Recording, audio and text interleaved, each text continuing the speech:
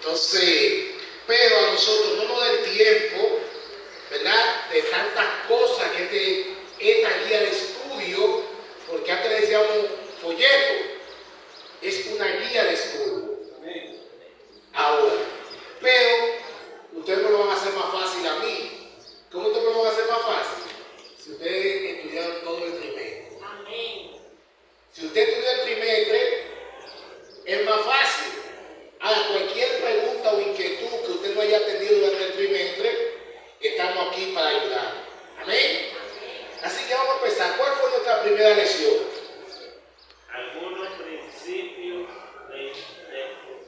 Algunos principios de interpretación. En la profecía, en la teología, hay tres clases de interpretación. Está el futurista, el futuro, el preterista y está el historicista, de historia.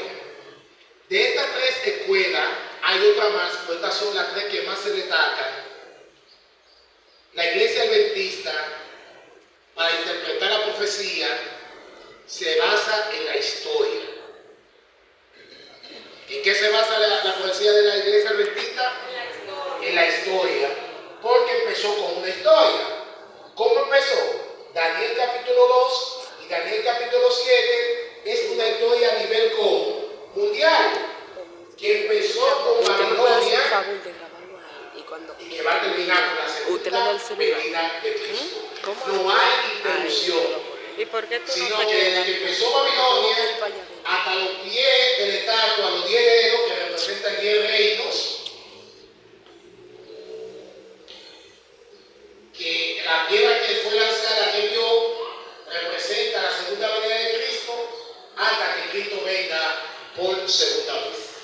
Hubieron muchos, incluyendo algunos teólogos católicos, que le dieron una mala interpretación a esa profecía para que no se viera que el pueblo pequeño representaba la Roma papal. No voy a participar de esto. Y dijeron que el pueblo pequeño representaba a Antíoco, que fue un guerrero que peleó y luchó en Jerusalén y quemó un cerdo en el santuario, y lo estaban relacionando con eso. Por lo que sabemos de la Biblia y de la historia, sabemos que eso no es así y que la Biblia tiene su propia interpretación. Allí aprendimos que Dios es un Dios comprensible, que Dios no es un Dios que no quiere que usted sepa lo que dice su palabra. Y eso es importante que sepamos esto. A veces tenemos temor de leer el libro de Apocalipsis de Daniel, pero el libro de Apocalipsis me dice a mí que el Dios a quien yo le sirvo es un Dios comprensible. Amén. Dice: bienaventurado los que leen el libro de esta profecía y guardan las cosas que en ella que yo soy bienaventurado cuando yo empiezo a leer el libro de Apocalipsis. Dios no quiere poner un código donde usted no entienda lo que Él le quiere decir, sino que Dios quiere que usted lo comprenda. Y ahí vimos también que el libro de Daniel dice: el que lee, entienda. La profecía están ahí para que nosotros entendamos, no para que nosotros no sepamos nada de lo que la palabra de Dios dice. Otra cosa que vimos en esa lección es que Daniel cierra las palabras. Daniel tenía un problema, que él no entendía la profecía. ¿Tú crees que es fácil? Cuando Jeremías, por eso dice que su corazón desmayó, porque él entendía que los 70 años del profeta Jeremías ya se estaban cumpliendo. Entonces ahora Dios le manda una profecía de 2300 tarde y mañana, que son 2300 años, y él dice: oh, pero Dios mío, aquí se acaba mi esperanza. Sí, Señor, ¿qué pasó? Si tú dijiste, Jeremías, que en la profecía después de los 70 años seremos libertados. Y gloria a Dios, hermano, que Dios es un Dios comprensible, y mandó al ángel Gabriel, y el ángel Gabriel le explica, mira, de las 2300 tardes y mañana, hay 490 que son para tu pueblo, que son 7 semanas, 7 por 7 son 400, son 49. Y a mitad de esa semana, a los 3 años y medio, le da muerte al Mesías, y no por sí solo. Cierra la palabra y duerme. Esa es la esperanza que Dios le da al profeta. Esa profecía no es para tu tiempo. Esa profecía es más adelante. Para ahora. Cierra el libro, la palabra. Para ahora, ¿verdad? Y duerme tranquilo, Daniel. ¿Saben qué? En Daniel 9, Dios le revela al profeta la primera venida, la fecha de la primera venida del Mesías. Amén. ¿Cuántos dicen amén? Amén. Y se la reveló a su pueblo. Pero, qué cosa más rara, ¿verdad? Estamos hablando que Dios que comprende la interpretación. Pero miren qué extraño son las cosas, ¿verdad? Cuando el hombre olvida cómo interpretar la profecía. Cuando el Mesías nace, a los 8 días lo llevan al templo y lo presentan delante del sacerdote. Y el sacerdote no había copiado que se estaba cumpliendo el cumplimiento de la profecía de Daniel 9. Que el Mesías, y lo cargó y le echó la bendición y no sabía que estaba cargando el cumplimiento de esa profecía, porque se olvidó de la interpretación y se olvidó de que los libros. Por lo tanto, ¿a quiénes se dieron cuenta que había una fecha profética? Los sabios, Ana y Simeón. Ajá, Ana y Simeón. Ana y ¿Y Simeón. qué cosa? Que el templo, el sacerdote siempre estaba en el templo. Simeón y Ana también estaban en el templo, pero estaban pendientes a la profecía. Ayúdame, que tengo que ir a merendar. Del cumplimiento. Y quiero Simeón, ahora tu siervo puede morir tranquilo, porque mis ojos han visto la salvación de quién. De la Ana también lo dijo. Y se le reveló también a los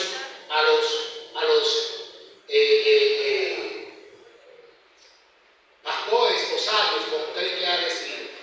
Se le reveló con la profecía del Número capítulo 22, cuando Balaam profetizó la estrella de Belén. Sí. ¿Se acuerdan? Yo lo busqué en su casa.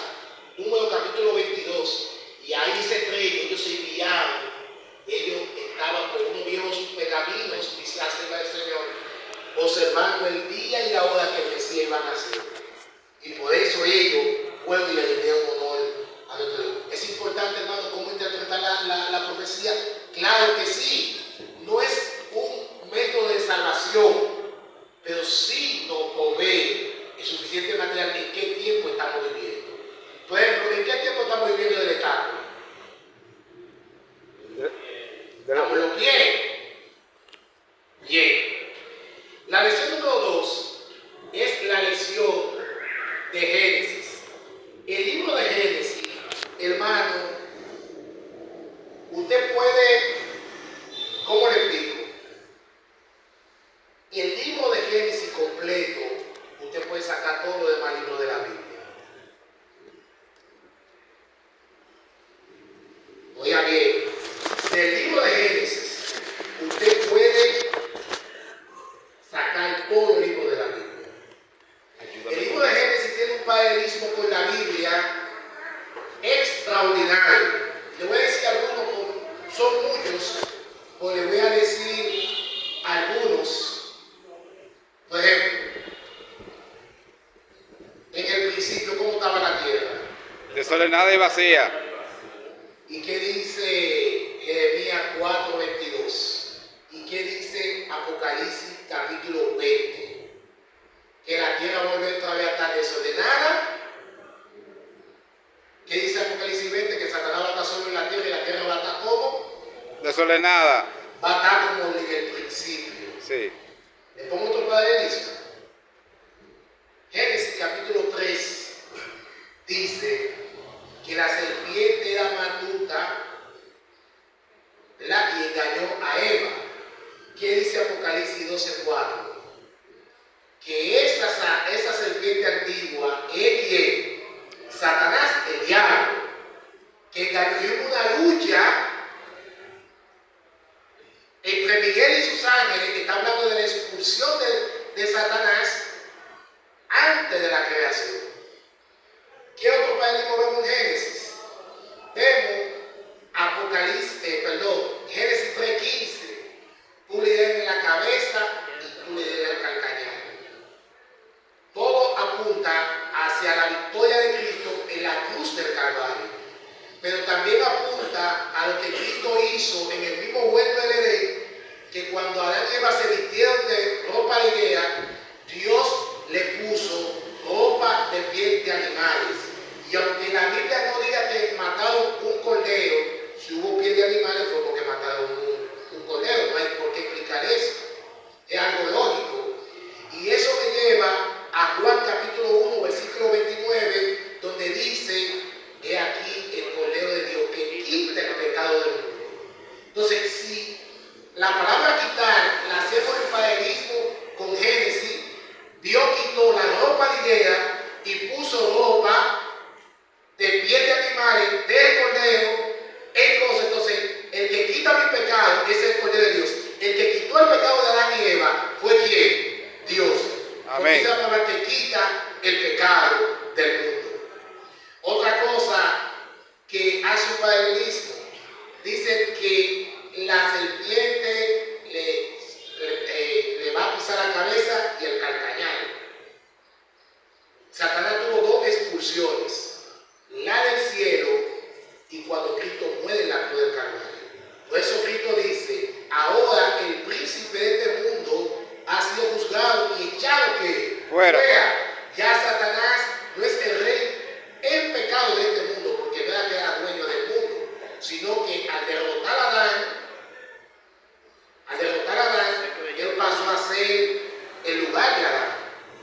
Dios puso, otro paralelismo de Génesis, es que Dios puso a Adán como mayordomo del mundo. Era su representante porque le dio autoridad. ¿Cómo usted se da cuenta que Dios le dio autoridad a Adán? Cuando le dio la potestad de poner el nombre de los animales. Le está delegando que una autoridad.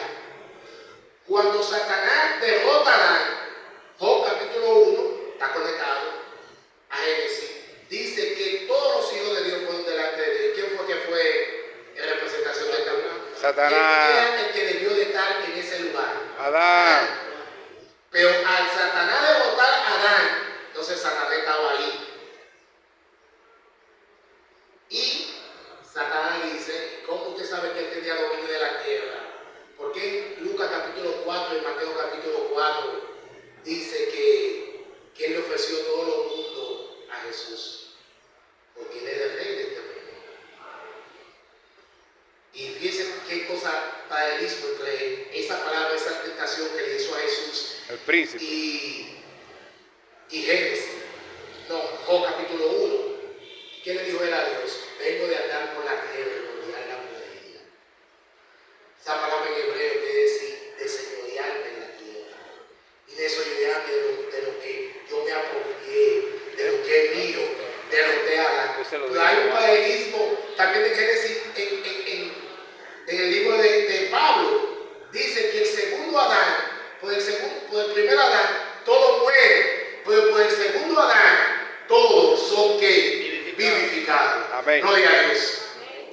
Hermano, ¿cómo vamos entendiendo lo de Génesis?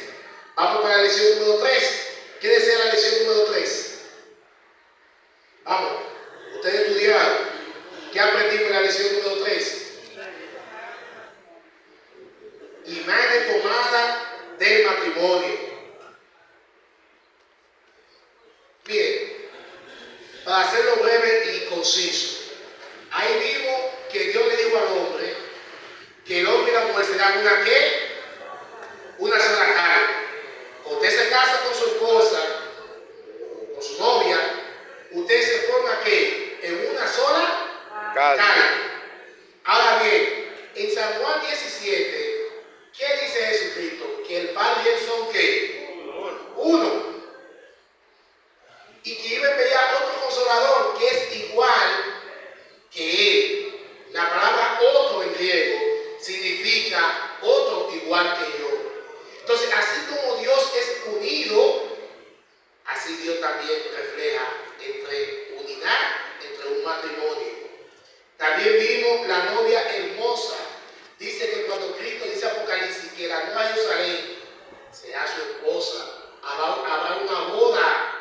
la boda del Cordero, donde todos los redimidos de todas las naciones irán a celebrar esa boda con el Cordero. Y Jesucristo hizo una parábola de uno que entró, que yo no sé cómo entró, porque como estaba vestido, no sé quién lo dejó entró, pero él entró. Pero una vez se percibió que no estaba vestido con la dignidad que merecía estar en una boda, y fue sacado de ahí. Ahora bien, es importante dentro de la profecía nosotros entender, porque hay muchas herejías dentro de la iglesia, de mucha gente predicando cosas que no son. Si yo voy para la boda del Cordero, yo hago yo mi propia vestimenta, la hago yo. No, La hago yo mi propia vestimenta. jamás. Pero fíjense que nosotros en algún momento de la vida hemos pasado que hemos hecho nuestra propia vestimenta, como hizo Adán y Eva, que hicieron ropa de higuera. ¿Cómo? Cuando yo creo que todo lo que yo hago es para salvarme. Que si yo no doy diezmo, me pierdo. Que si yo no hago para misionera, me pierdo. La salvación, escuche bien, hermano, la salvación no es lo que yo hago, sino lo que ya Cristo hizo por mí en la cruz del Calvario. No hay nada que usted haga para salvarse, hermano, nada. Dice Isaías que nuestra justicia, nuestras obras son como trapo de inmundicia, capítulo 63. Cuando el hijo pródigo vuelve al padre, ¿quién le pone la ropa al hijo pródigo? El padre. Dios es que nos pone la vestimenta a nosotros. Cuando yo voy a Cristo con mi pecado y Dios me perdona, yo me apropio de la justicia de Cristo y la vida de Cristo se apodera de mí, y el Padre no ve los pecados de él y me mete, sino que ve la vida de Cristo en mí. Y ahí en Isaías dice que los pecados más profundos están, Dios le echa lo más profundo del mal, porque no está viendo mi pecado, está viendo a Cristo en mi vida. Ahora usted entiende por qué Pablo dice, mi vida está escondida en Cristo. Es mi abogado, es mi representante. Ahora bien, cuando yo voy a Cristo, Cristo me perdona y me pone mi vestidura blanca, que Él es que me la pone. La salvación, hermano, es una cuestión divina. En mi vida, entonces, yo guardo los mandamientos de Dios, no porque el sábado me salva, sino porque Cristo me salvó. Amén. Yo doy mi diezmo y mi ofrenda no porque eso me salva, sino porque Cristo me salvó. Y Dios quiere despojarme del egoísmo, de la avaricia. Quiere transformar mi carácter a través de eso, para llevarme ¿dónde? Al reino de los cielos. Amén. Entonces estamos claros, hermano, que la vestidura viene de ¿quién que la pone? Cristo Jesús. También vimos que como novia de la iglesia, nosotros tenemos que estar como inmaculados. Hay otra herejía por ahí que se anda predicando, que los salvados estarán en el reino de los cielos, los salvados para el tiempo del fin. Habrá un grupo que estará hasta el tiempo del fin sin pecar. Y que eso van a estar cuando Cristo deje de interceder, van a estar sin pecado. Eso nosotros lo podemos analizar otro día en donde yo pueda tener más tiempo. Pero lo único que yo le puedo decir a usted, hermano, que ningún ser humano, Dios nunca ha puesto en la mano de ningún ser humano que nadie que reivindique su carácter. ¿Quién soy yo para reivindicar el carácter de Dios? Si Dios está reivindicando el mío. Que para el tiempo del fin los 144 van a reivindicar el carácter de Dios. ¿Cuándo Dios ha puesto su carácter y su vida en la mano de uno? Que van a ser perfectos, que ya no hay pecado para un segundo. Son muchas cosas que ustedes van a ver de herejía dentro de la iglesia, y que Pablo tenía el temor cuando se iba, que vendrían muchos lobos. Y aquí como anciano, como dirigente de iglesia, ustedes tienen que proteger al rey. ¿Ustedes saben por qué? Porque hay muchos hermanos traumatizados que se han ido de la iglesia, porque le han predicado de la perfección, y cuando pecan, creen que ya no hay salvación para ellos, se van de la iglesia triste,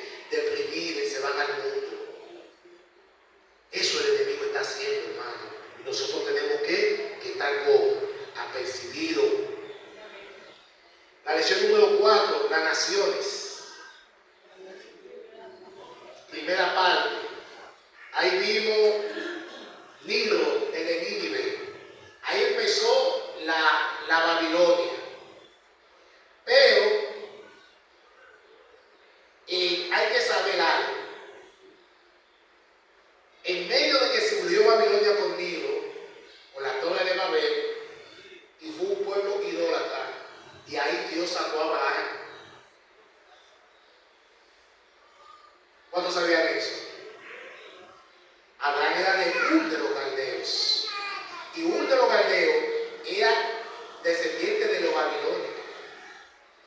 De hecho, la familia de Abraham era tan idólatra que Dios lo sacó de ahí para que él conociera al Dios verdadero. ¿Y cómo nosotros nos damos cuenta de eso? Pues la misma Biblia. ¿Qué hizo Raquel cuando su padre Labán persiguió a Jacob? Se llevó ídolo. ¿Y cuál era la preocupación de Abraham cuando le mandó el mensaje a Eliezer? Mira, júrame, ponme tu brazo aquí en mi muslo, de que tú le vas a buscar una mujer allá y la vas a traer para acá. De la familia allá, de allá, tú la vas a traer para acá, allá no. Y cuando Jacob cumplió los 14 años, ¿qué pasó con Jacob? Me voy para mi tierra. Entonces, dentro de la idolatría, y a pesar de las naciones, hay gente que aunque son idólatras, temen al Señor, que aman al Señor, pero que la verdad no le ha llegado como debe de llegar. Vimos allí también el llamado de Abraham, de eso estoy hablando. Dios lo sacó de Ur de los caldeos de allí, y a Abraham le tomó tiempo aprender a conocer a Dios. Porque nosotros a veces entendemos, hermano, y a veces decimos, oye, pero yo estoy como tan lejos de Dios. Hermano, los profetas, dice Santiago, los profetas han suelto a pasar igual que nosotros. Así como a ti te ha tomado tiempo conocer a Dios, a Abraham le tomó tiempo. Y para los que creen en la perfección, y estamos hablando de Abraham, en Génesis capítulo 15, Dios dice, anda conmigo, Abraham, y tú serás perfecto. Es como un sello que Dios le pone de perfección a Abraham. Pero la Biblia me dice otra cosa. Muchas veces dicen, Dios puso a Abraham como perfecto, pero la Biblia me dice otra cosa. Ok, Dios te hizo perfecto, Dios te hizo justo, te perdonó. Pero de ahí en adelante que Abraham es un desastre. Miente que sabe su hermana y miente y por poco matan a un rey pagano. Después Abraham cae con Agar, desobedeciendo la voluntad de Dios. Se mantuvo perfecto Abraham. Entonces, en otro tema, si la agenda me lo permite, y vuelvo otra vez aquí, yo voy a ver qué consiste en la perfección. Lo que le quiero decir, hermano, que uno de los errores más fatales que se está predicando es que cuando usted viene a Cristo, usted deja de pecar. Ojo, yo no estoy diciendo que hay que vivir en pecado. Hay que seguir avanzando. Hay que vencer toda la tendencia hacia el mal. Hay que seguir, si hay un pecado acariciado, quitarlo y arrancarlo de raíz en el nombre de Jesús. Amén. Hay que vencer. Y Apocalipsis me dice a mí que el que venciere es el que va a heredar el reino. El que venciere conmigo se sentará conmigo en mi trono. Hay que vencer. Pero no podemos ponernos una meta que sabemos que es imposible. Siempre tenemos que vencer. David es un hombre conforme al corazón de Dios. ¿Y qué hizo David? Uno de los planes más macabros. Que yo estoy seguro que usted y yo no hemos hecho un plan como ese. ¿Usted ha hecho un plan como el de David? Usted no ha hecho un plan como el de David. Que a usted le guste la vecina y usted le pague a uno matón y mate el esposo de ella y le guste la cosa. Usted no ha hecho un plan así. Ahora bien, Dios habla que David era conforme al corazón de Dios cuando David estaba en Dios. Como cuando tú y yo estamos en Dios. Cuando tú y yo estamos en Dios, hay mucha victoria, hay mucha gloria a Dios. Pero cuando nos alejamos de Dios y caemos en pecado, no está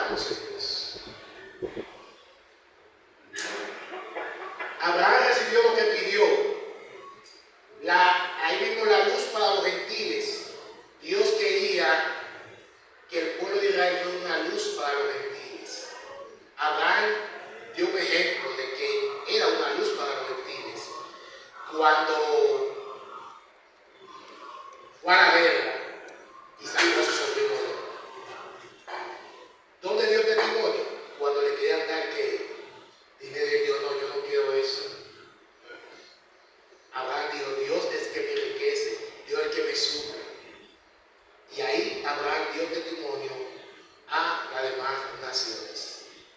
Vimos también Naciones parte 2. Aquí vimos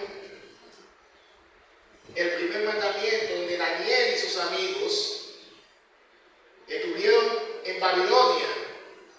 Y fíjense qué cosa más linda. Yo tengo un tema, que ya lo terminé, donde yo digo personajes anónimos de la Biblia.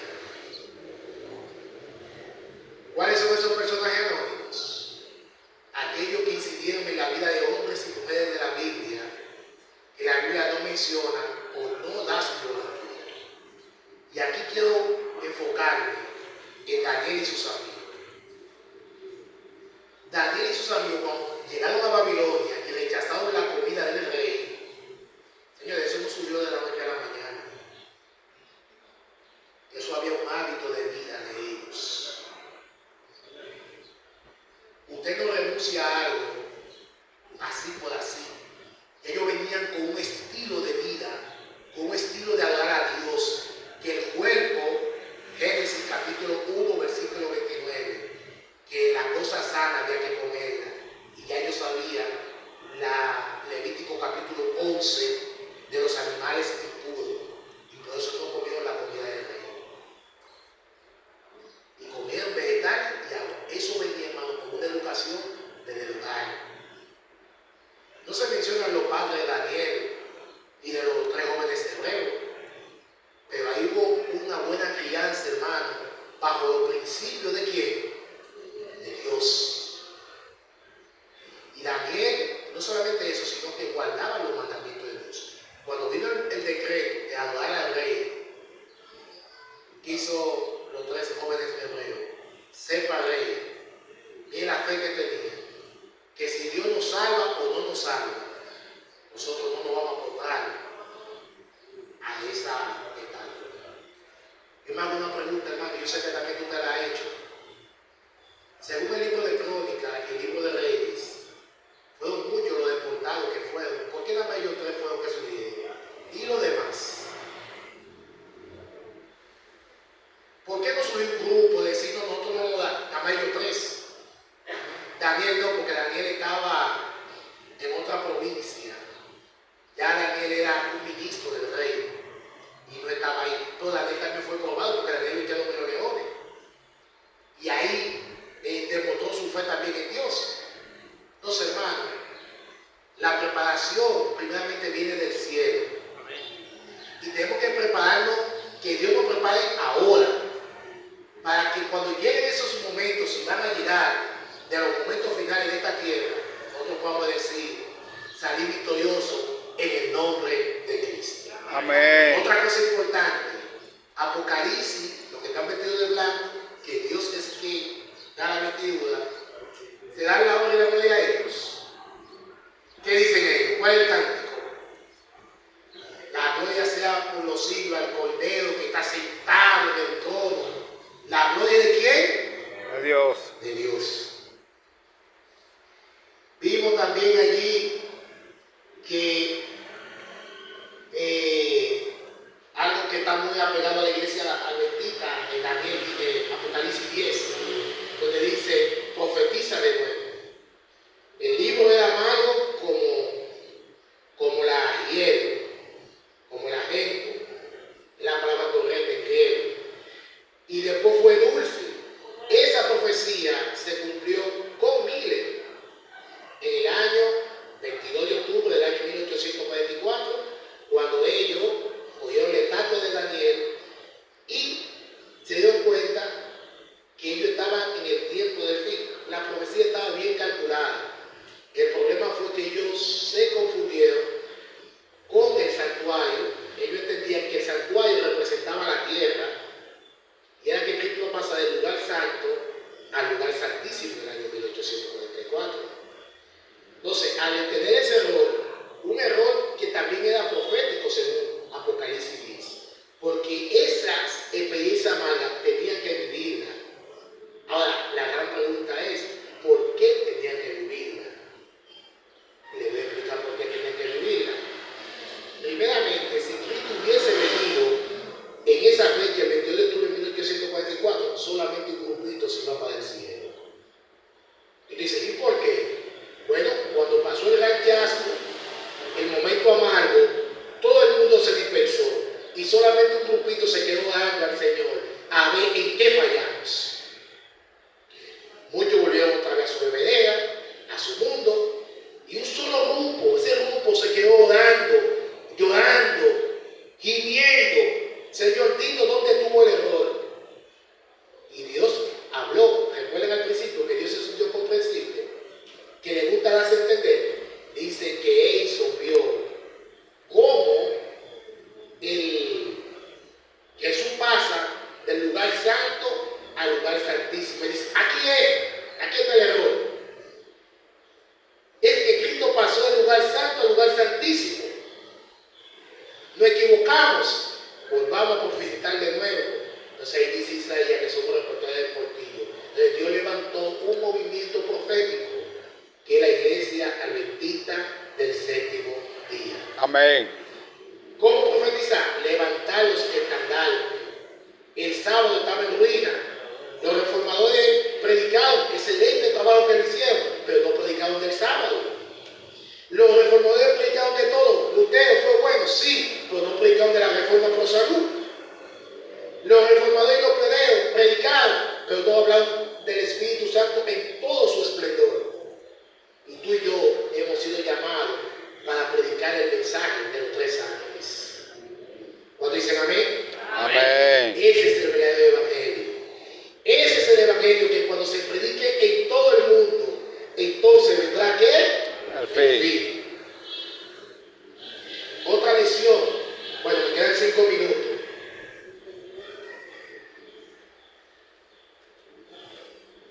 Pero yo me voy tranquilo y contento porque ustedes toditos estudiaron sus folletos este trimestre y no solamente lo he estudiado, sino que lo van a tener ahí como consulta. No lo voten. Yo tengo allá en mi casa, en mi biblioteca, guía de estudio, hermano, desde los años 90. De los años 90. Y cuando yo quiero consultar cualquier cosa, yo voy allí y lo consulto. No lo tire esto a un zapacón, guárdalo, subráyalo. Alguna cosa que usted no entendió o algo, pregúntele a su pastor, pregúntele a sus ancianos. No se vaya a las redes sociales a hacer preguntas. Que hermano, que las redes sociales están llenas de gente enemigo de Dios y enemigo del pueblo de Dios. Así que yo lo voy a dejar hasta aquí, porque no quiero pasarme la 10:30. Yo voy a dejar estos 5 minutos que quedan para cualquier pregunta que usted quiera hacer con respecto a la guía de estudio. Bien, ¿está bien ahí? ¿O sigo? Ok. La última. Si tienen cualquier pregunta,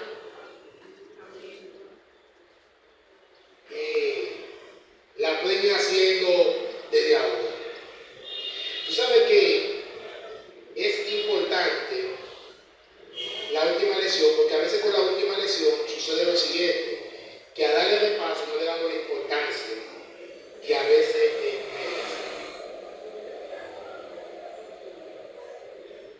¿Cómo lleva el título la lección número 3? Imágenes del fin. La Biblia, hermano, es su propia interpretación. En esa lección vimos el profeta renuente. ¿Quién fue el profeta renuente? Jonás. Jonás. Jonás fue el profeta renuente. Pero déjeme decirle una cosa. A veces nosotros no valoramos los personajes bíblicos en algunas cosas. El mejor predicador en toda la historia de la Biblia es Jonás. En un solo sermón se bautizaron más de 120,000 personas. Ni Pedro, cuando se derramó el Espíritu Santo, trajo tanta gente a los pies de Dios como Jonás. Y Jonás, señores, tiene tantas cosas el libro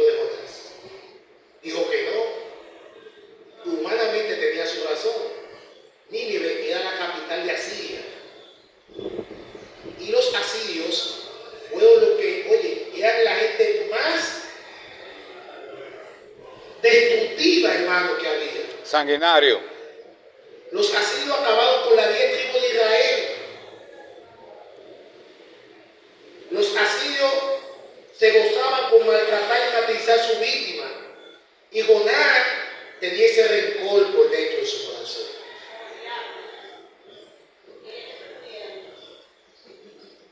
De tanta maldad y de tanta cosa que le hizo a su pueblo.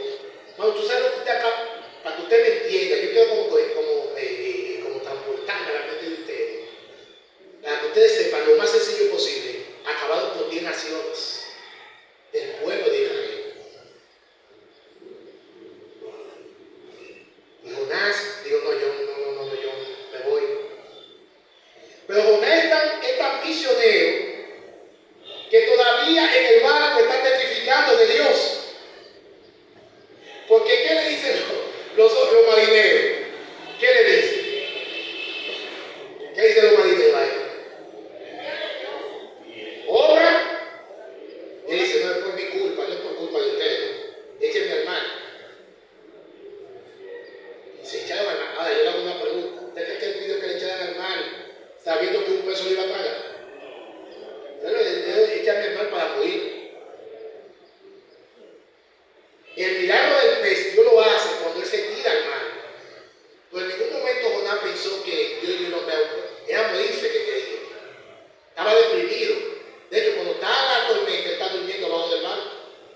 Eso es un síntoma de depresión, como le pasó a Elías, que estaba durmiendo y duerme, y Señor, yo, levántate, que un largo camino te espera. Y cuando lo echan al pez, y dura 3 días, y hace una oración al Señor, y Dios contesta esa oración y el pez lo echa fuera, y va y predica. Y Dios cambia, no es que Dios cambia, el hombre que cambia el rumbo. Nínive cambió el rumbo de su profecía a una profecía buena. Si el mundo que está allá afuera se arrepiente, Dios cambia su juicio y no destruye el mundo. Solamente destruirá a Satanás y sus ángeles, porque ya la suerte, el juicio de Satanás ya está para destrucción. Ya Satanás no lo salva, como dice popularmente en el médico chino. Ni a él ni a sus ángeles. Ya, pero el hombre todavía, si tiene vida, hay esperanza de salvarse. El hombre sí. Ahora bien, ¿qué pasó? ¿Se arrepintió Nínive? Una obra de arrepentimiento. Dice que el rey mandó a ayunar hasta los animales ayunados. Y eso fue algo extraordinario. Pero Jonás todavía está predicando, tiene una jornada evangelística exitosa, y él se para en una cosa a ver que los juicios de Dios caigan sobre él.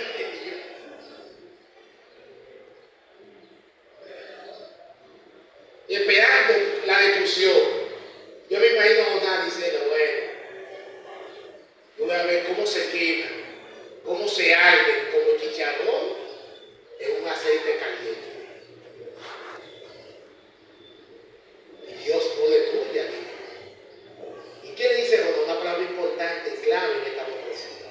Yo sabía. Yo pensaba que tú ibas a destruir, pero yo sabía que tú no ibas a destruir porque tu misericordia es grande y que tú lo ibas a hacer.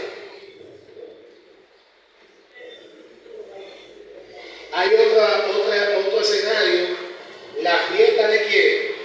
De Besasar. Mire, Dios hizo muchas cosas grandes en Babilonia, a través de Daniel, a través de los 3 jóvenes hebreos. De hecho, hubo un decreto que Nabucodonosor dijo que al Dios de Daniel había que adorarlo. Y Besasar no copió nada de eso. Y en un momento de borrachera, mandó a buscar que los vasos del templo. Y ahí te vio la escritura que hizo todo eso. Mis hermanos, hasta aquí llegó el resumen. Dios le bendiga, Dios le guarde. Y que Dios nos ayude, que para el próximo trimestre Dios nos dé más sabiduría y y entendimiento de su palabra con el libro de Éxodo. Dios le bendiga.